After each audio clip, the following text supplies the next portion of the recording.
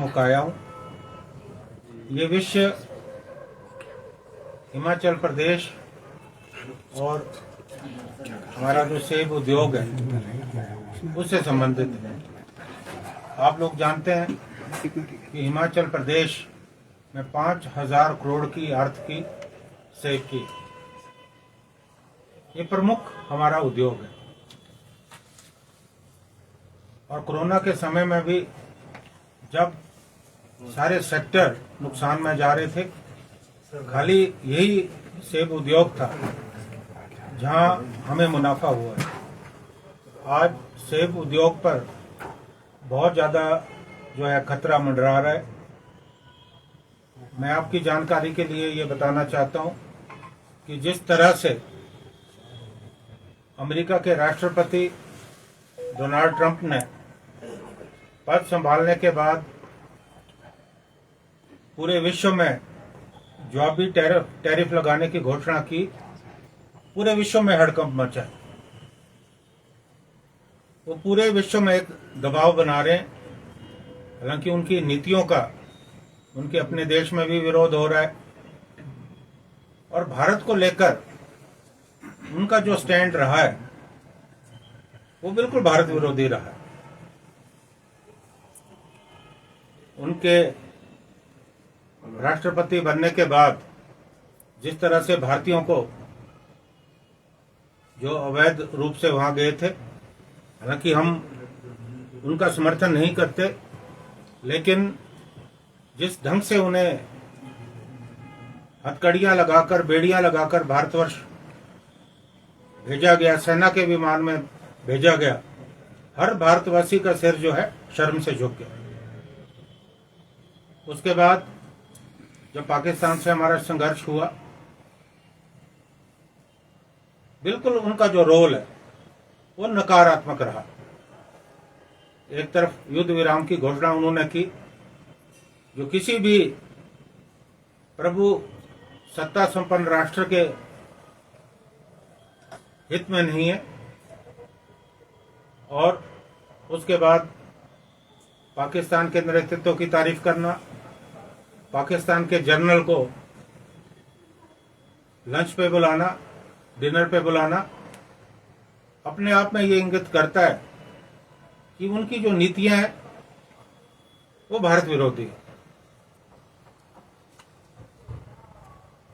वो एक बिजनेसमैन है, व्यवसायी है। वो भारतवर्ष पे दबाव बनाना चाह रहे हैं क्योंकि वो हमेशा व्यापार की बात करते हैं। वो किसी देश के राष्ट्रपति की तरह बात नहीं करते, व्यापार की बात हमेशा करते हैं। तो ये सारा जो पिछले दिनों उनका रवैया रहा है वो अपने देश के व्यापार को बढ़ाने को लेकर है। और अभी हमने देखा कि भारत सरकार पे दबाव बनाने का पूरा प्रयास हो रहा है। हमारा जो नीति उद्योग है, हमारा नीति आयोग है, उन्होंने अपनी बैठक के बाद जो वर्किंग पेपर सरकार के सम्मुख रखा,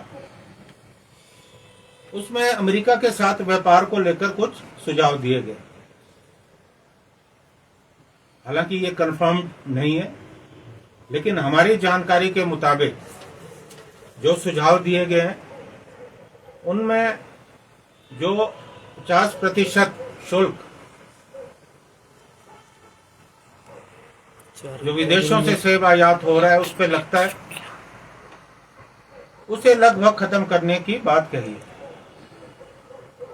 और अगर ये होता है तो हमारा पूरा सेब उद्योग खतरे में पड़ जाएगा। और सेब उद्योग लगातार संकट के समय से गुजर रहा है। आप देख रहे हैं कि मौसम अनुकूल नहीं है। हर वर्ष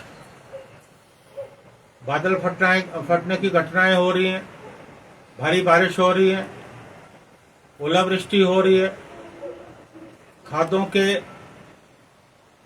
और जो हम स्प्रे करते हैं पेस्टिसाइड, फंजासाइड, लगातार दाम बढ़ रहे हैं, लेबर महंगी हो रही है और माकूल कीमत किसानों और बागवानों को नहीं मिल पा रही है।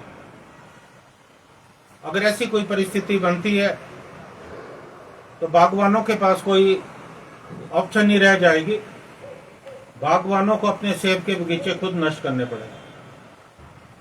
ये एक बहुत बड़ा संकट हिमाचल के बागवानों पे।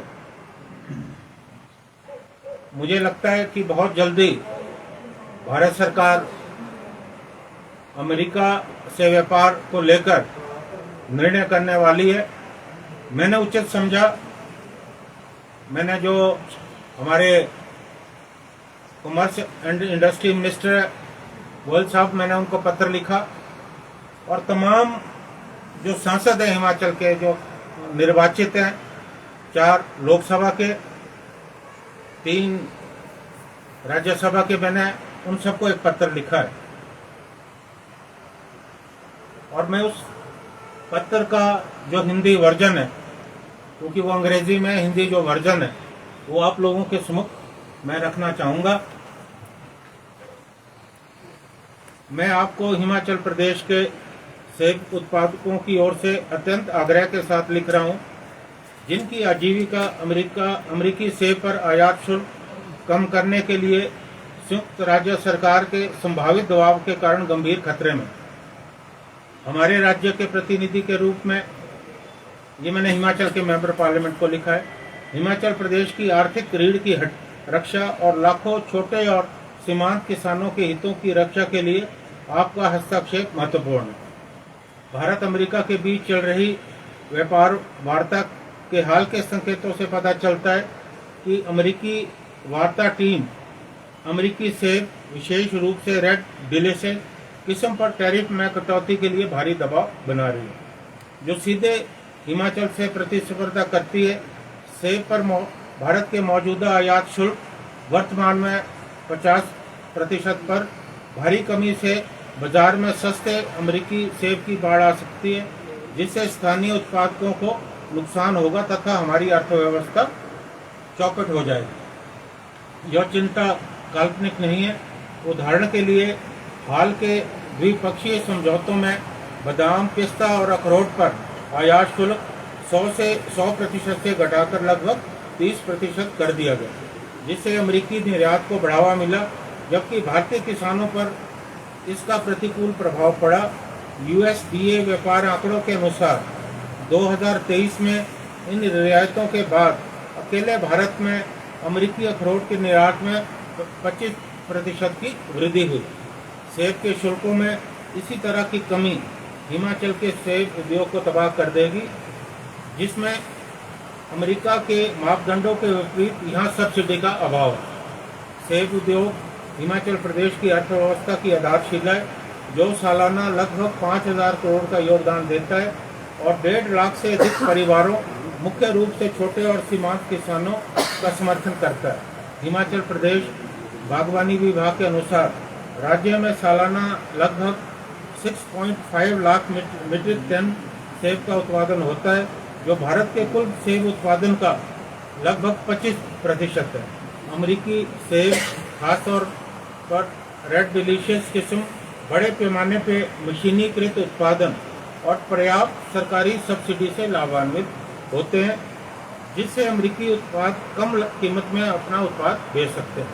उदाहरण के लिए पैमाने की अर्थव्यवस्था और संघीय सहायता कार्यक्रमों के कारण हिमाचल प्रदेश की तुलना में अमेरिकी सेब उत्पादन लगभग 30-40% कम होने का अनुमान है। आयात शुल्क में कमी के असमान खेल का मैदान तैयार होगा, जिससे हिमाचल किसानों के लिए प्रतिस्पर्धा करना बिल्कुल असंभव हो जाएगा। हमारे देश में सस्ते अमेरिकी सेबों की बाढ़ से कीमतें कम हो सकती हैं, जिससे किसान वित्तीय रूप से बर्बाद हो सकते हैं।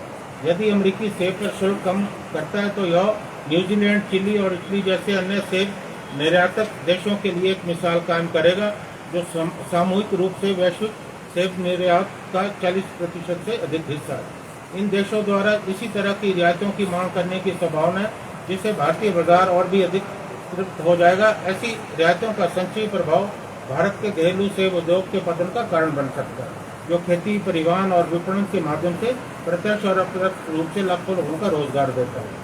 हिमाचल प्रदेश के किसान इस महत्वपूर्ण मोड़ पर आजीविका के रक्षा के लिए अपने चुने हुए प्रतिनिधियों के रूप में आप पर भरोसा करते हैं। मैं आपसे आग्रह करता हूं कि आप इस मुद्दे को तत्काल माननीय प्रधानमंत्री श्री नरेंद्र मोदी व वाणिज्य एवं उद्योग मंत्री श्री पीयूष गोयल के सम्मुख उठाएं तथा संसद सत्र के समय एकजुट होकर किसानों व बागवानों की पैरवी करें और सेब आयात शुल्क करने की विनाशकारी प्रभाव को उजागर करें और घरेलू उत्पादकों की रक्षा के लिए वर्तमान 50% शुल्क को बनाए रखने की वकालत करें। हमारा यह भी आग्रह है कि लोकसभा चुनाव के दौरान माननीय प्रधानमंत्री द्वारा आयात शुल्क को 100% करने का वायदा पूरा करने का भी आग्रह करें। क्योंकि संसद सत्र में नहीं है, इसलिए मैं आपसे अनुरोध करूंगा कि आप वाणिज्य और उद्योग मंत्रालय और कृषि और किसान कल्याण मंत्रालय के समक्ष मजबूती से अपना पक्ष रखें। वह बताएं कि भारत को बाहरी दबाव में हिमाचल के किसानों के हितों से समझौता नहीं करना चाहिए। हिमाचल प्रदेश के सेब उत्पादक केवल किसान नहीं है, वो हमारे राज्य की अर्थव्यवस्था और सांस्कृतिक विरासत के सुरक्षक है।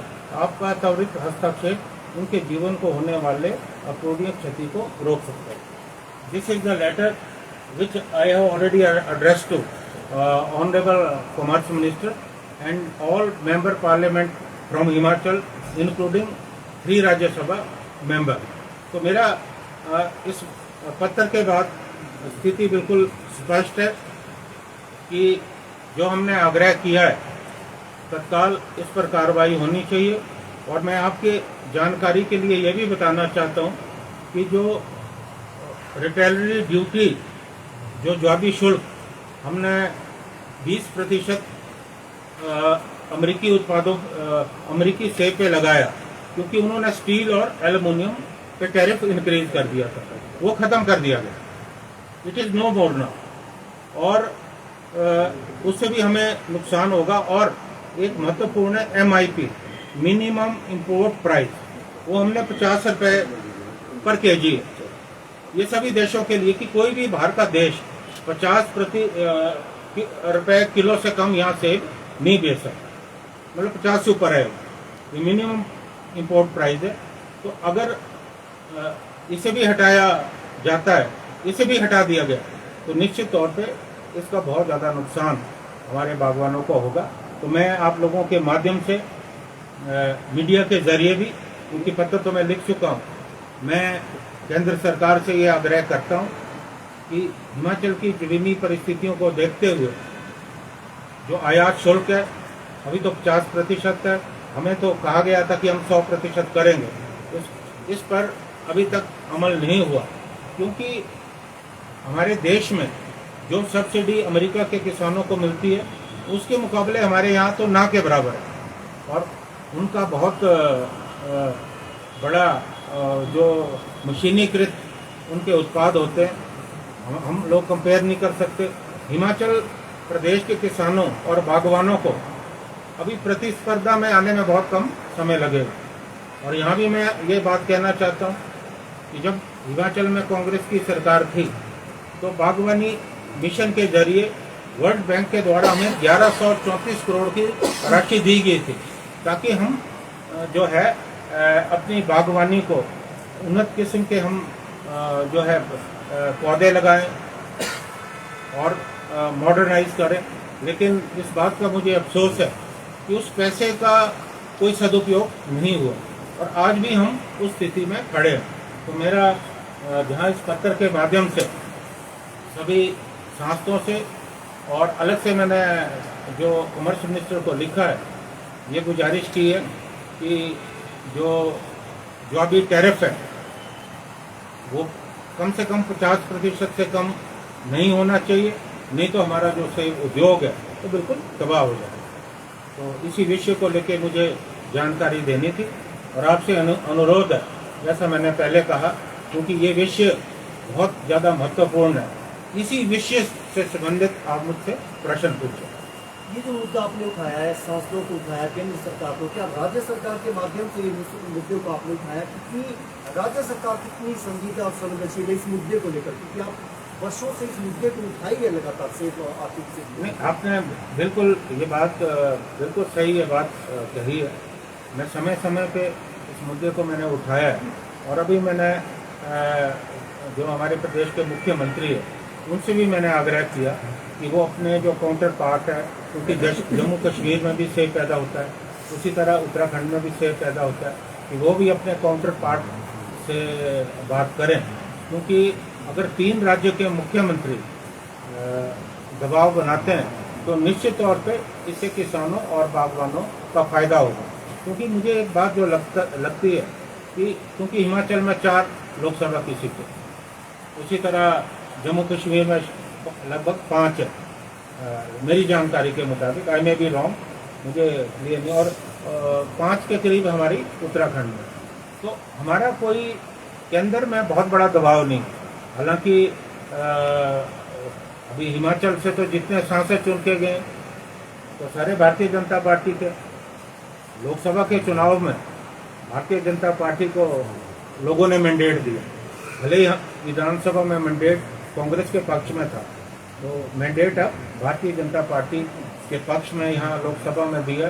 तो जितने भी हमारे निर्वाचित सांसद हैं उनसे भी मेरा आग्रह है, तो अगर सभी मिलकर दबाव बनाते हैं केंद्र सरकार पे, तो ये बहुत बड़ा जो खतरा हमारे उद्योग पे है, उससे हम जो है बच सकते हैं।